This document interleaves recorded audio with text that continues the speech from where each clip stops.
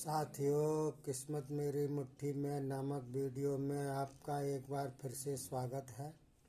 साथियों, पिछले 3 वीडियो में मैंने आपको स्वर विज्ञान के बारे में जो जानकारी दी, उसी श्रृंखला के अंतर्गत इस चौथी वीडियो में भी मैं आपको स्वर विज्ञान के बारे में कुछ जानकारी दे रहा हूँ। उसका उपयोग कैसे करना है और कब करना है। ये असंभव को भी संभव करने वाला विज्ञान है। इसमें सारी समस्याएं आपके हल होने का हिसाब किताब है।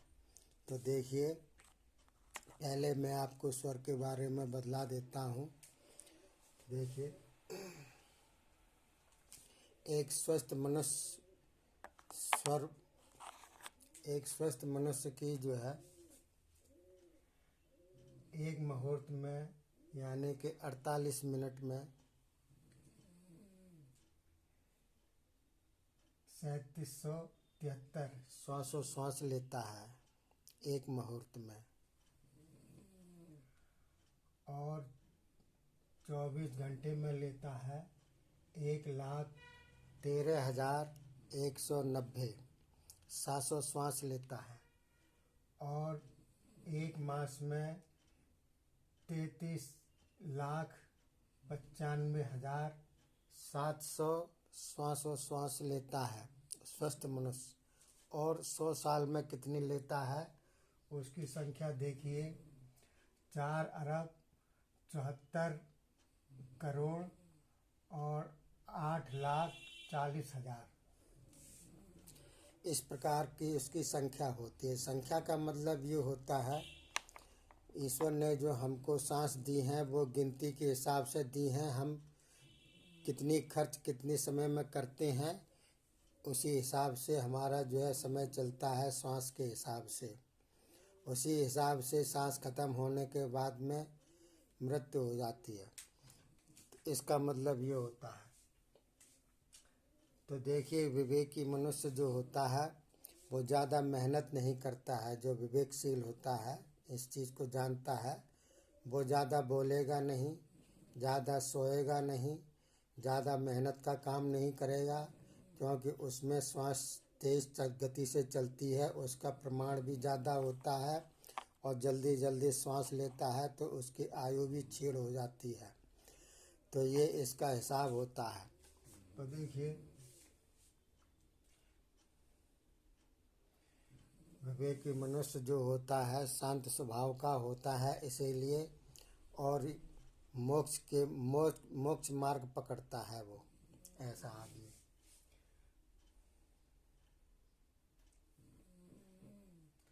जिस दिन प्रातः और दोपहर को चंद्र स्वर चले, दोपहर का मतलब होता है बीच का समय होता है, और प्रातः काल और दोपहर को चंद्र स्वर चले और शाम के टाइम सूर्य स्वर चले, तो उसको क्या होता है देखिए,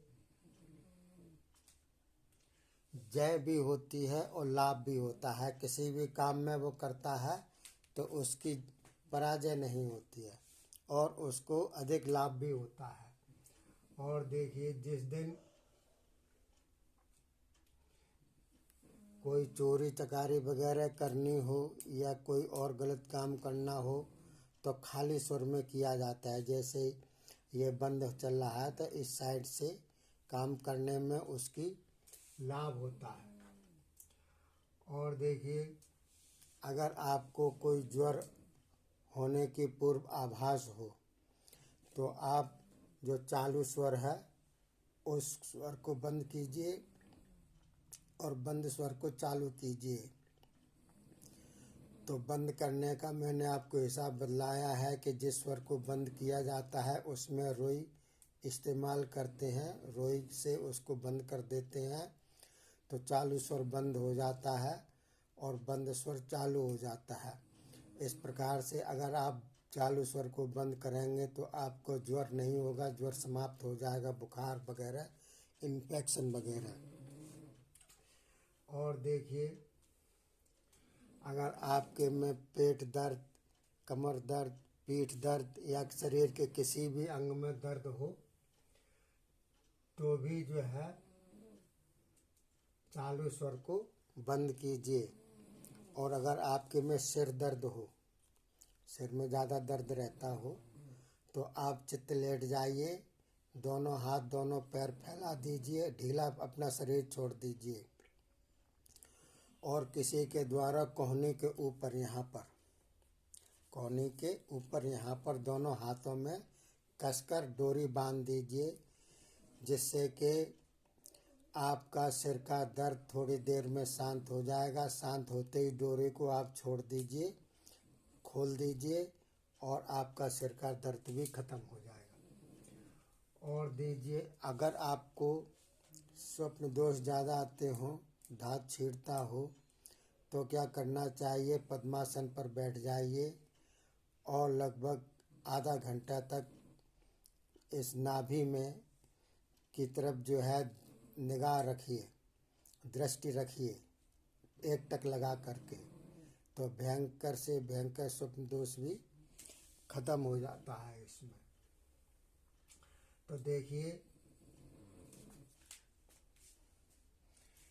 गाते समय श्वास कितनी चलती है और कितने प्रमाण की चलती है, प्रमाण इसमें दिया गया है। तो गाते समय श्वास की गति का प्रमाण होता है 16 अंगुल। 16 अंगुल आप देख लीजिए, कोई गाता है तो 16 अंगुल उसका प्रमाण होता है। और खाते समय 20 अंगुल होता है, चलते समय 24 अंगुल होता है और सोते समय 30 अंगुल होता है, और मैथुन करते समय 36 अंगुल होता है। और व्यायाम या कठिन कोई भी काम आदमी करता है तो सबसे अधिक उसके श्वास का प्रमाण होता है।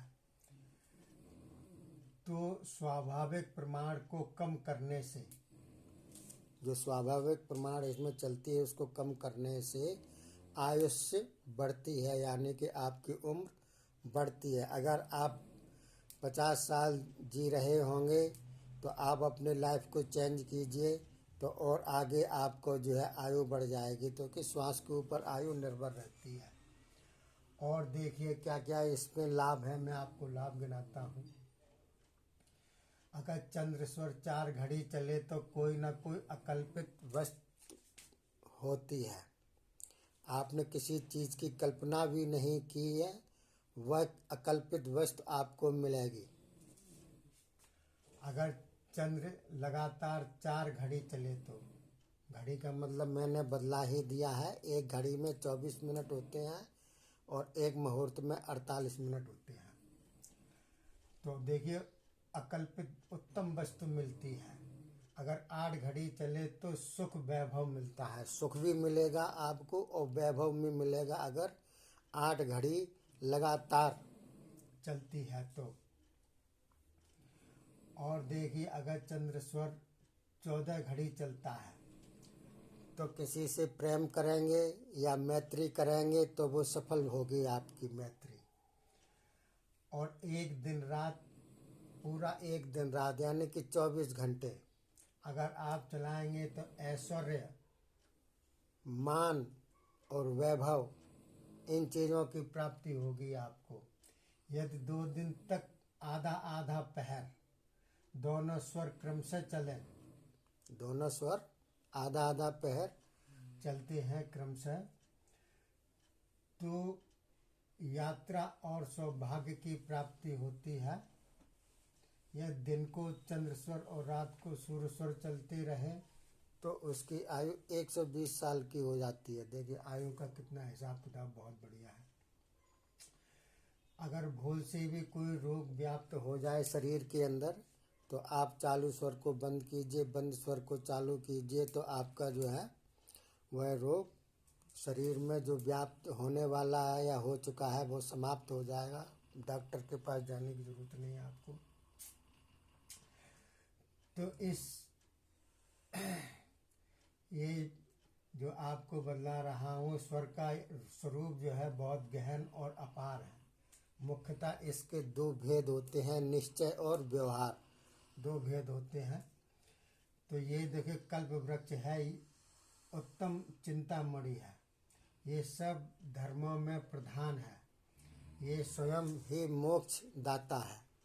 इसका ये जो है सब कुछ है इसमें। तो देखिए, पिछले वीडियो में मैंने आपको बताया था कि सूर्य स्वर में और चंद्र स्वर में क्या क्या काम करने चाहिए। 2-4 मुख्य काम में आपको रिपीट और किए देता हूँ। देखिए,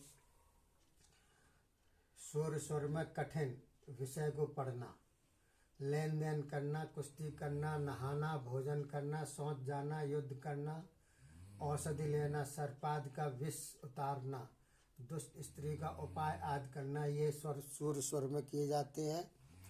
चंद्र स्वर में मकान बदलना, विवाह करना, आभूषण पहनना, गाना बजाना, नाचना, पानी पीना, पेशाब करना, धन इकट्ठा करना, ये दुकान खोलना आदि वगैरह काम किए जाते हैं। और आप पिछले वीडियो में भी आप देख सकते हैं कौन कौन से और काम किए जाते हैं, डिटेल में मैंने बतलाया। और अगले वीडियो में अब आपको मैं बतलाऊंगा इसमें कौन कौन से कार्य किस प्रकार से किए जाते हैं। सफलता मिलेगी आपको निश्चित, आप करते रहिए। और ये वीडियो आपको अच्छी लगी हो तो लाइक कीजिए, शेयर कीजिए। तब तक के लिए धन्यवाद। जय हिंद, जय भारत।